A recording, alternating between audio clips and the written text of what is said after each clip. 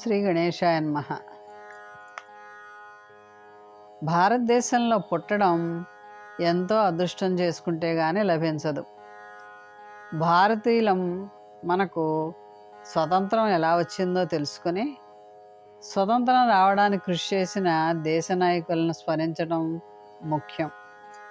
మన భారతదేశంలో వ్యాపారం చేయడం కోసం భారతదేశానికి ఆంగ్లేయులు వచ్చి ఆనాటి భారతావనిలో పరిస్థితుల్ని తమకు అనుకూలంగా మలుచుకొని దేశంలోని అనేకతని ఆసరాగా చేసుకుని క్రమంగా పట్టు సాధించారు. అనేక రాజ్యాలు సంస్థానాలుగా ఉన్న భారతావన్ని విభజించి పాలించు అనే విధానం ద్వారా అధికారాన్ని హస్తగతం చేసుకున్నారు. దాదాపు 2 శతాబ్దాలకు పైగా ఆంగ్లేయుల పాలనలో ఉన్న భారతమాతకు సుదీర్ఘ పోరాటం తర్వాత 1947లో విముక్తి లభించింది. దేశ స్వతంత్రం కోసం వేలాది మంది ధన మాన ప్రాణ త్యాగాలు చేశారు.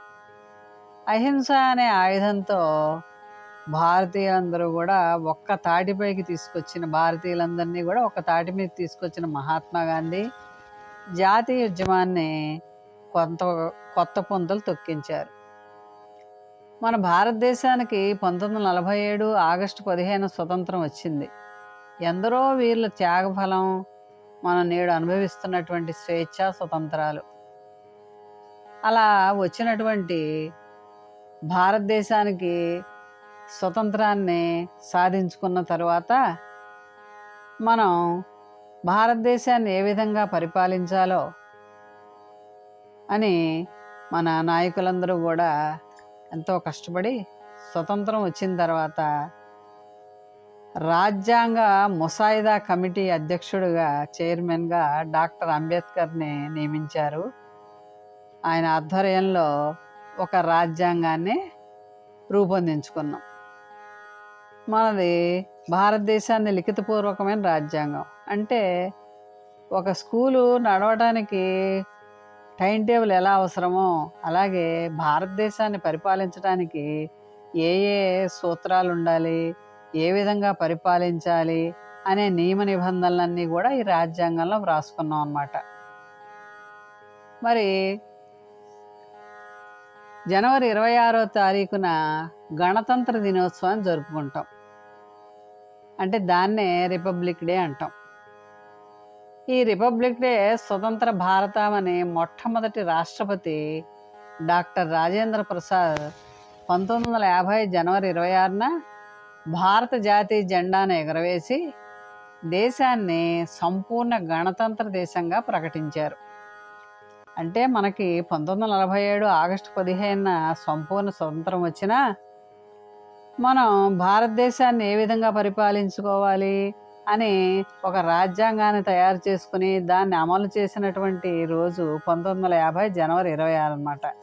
ఆ రోజునే గణతంత్ర దినోత్సవాన్ని అంటారు. ఈ లాహోర్ వేదికగా 1930 జనవరి 26 కాంగ్రెస్ పార్టీ జాతీయ సమావేశంలో తొలిసారిగా పూర్ణ స్వరాజ్య తీర్మానం చేశారు.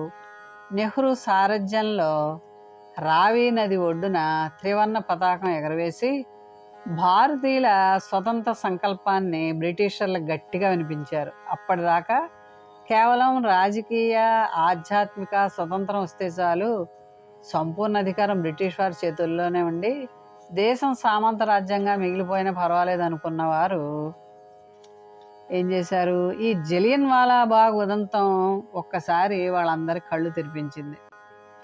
ఆ రోజున సుభాష్ చంద్రబోస్, జవహర్లాల్ నెహ్రూ వంటి నేతలు కాంగ్రెస్ పార్టీలో వేడి పుట్టించి పూర్ణ స్వరాజ్య తీర్మానం ప్రకటన చేయించడంలో సఫలమయ్యారు. 1950 జనవరి 26న భారత్ సర్వసత్తాక సామ్యవాద లౌకిక ప్రజాస్వామ్య గణతంత్ర రాజ్యంగా అవతరించింది. ఈ రోజున భారత ప్రజలందరూ కూడా సంపూర్ణ స్వేచ్ఛ, సమానత్వం, లౌకిక తత్వం, న్యాయాన్ని పూర్తి స్థాయిలో హక్కుగా పొందడం జరిగింది. ఇలా ఎంతో కష్టపడి సాధించుకున్న మన స్వేచ్ఛ స్వతంత్రాలు అనుభవిస్తూ తోటి వారికి సహాయం చేస్తూ తోటి ప్రజలను అన్నదమ్ములుగా అందరం కలిసిమెలిసి ఉండి భారతదేశం అభివృద్ధికి పాటుపడదాం.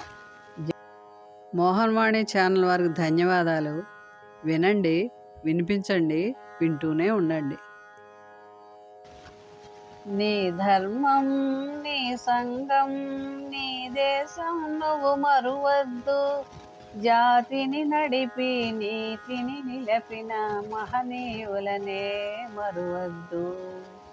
నీ ధర్మం, నీ సంఘం, నీ దేశం నువ్వు మరువద్దు. జాతిని నడిపి నీతిని నిలిపిన మహనీయులనే మరువద్దు. సత్యం కోసం సతినే అమ్మినదెవరు? హరిశ్చంద్రుడు.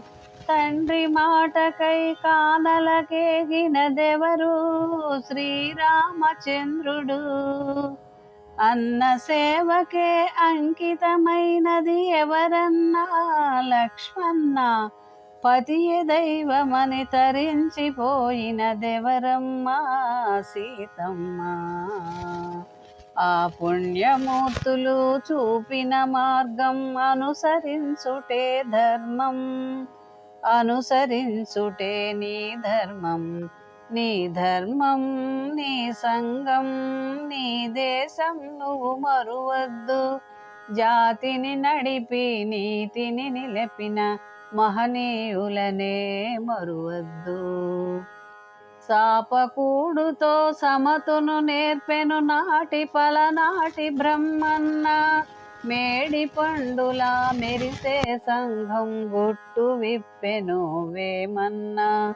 వితంతువుల విధి వ్రాతలు మార్చి బ్రతుకులు పండించే కందుకూరి. తెలుగు భారతిని ప్రజల భాషలో తీర్చిదిద్దెను గురజాడ. ఆ సంస్కర్తల ఆశయ రంగం నీవు నిలిచిన సంఘం. నీవు నిలిచిన ఈ సంఘం. నీ ధర్మం, నీ సంఘం, నీ దేశం నువ్వు మరువద్దు. జాతిని నడపి నీతిని నిలిపిన మహనీయులనే మరువద్దు. స్వతంత్ర భారత రథ సారథి అయి సమరాన దూకె నేతాజీ. సత్యాగ్రహమే సాధనముగా స్వరాజ్యమే తెచ్చే బాపూజీ. గుండెకెదురుగా గుండె నిలిపెను ఆంధ్రకేసరి టంగుటూరి. తెలుగు వారికొక రాష్ట్రము కోరి ఆహుతి ఆయను అమరజీవి. ఆ దేశ భక్తులు వెలసిన దేశం నీవు పుట్టిన భారతదేశం. నీవు పుట్టిన ఈ దేశం.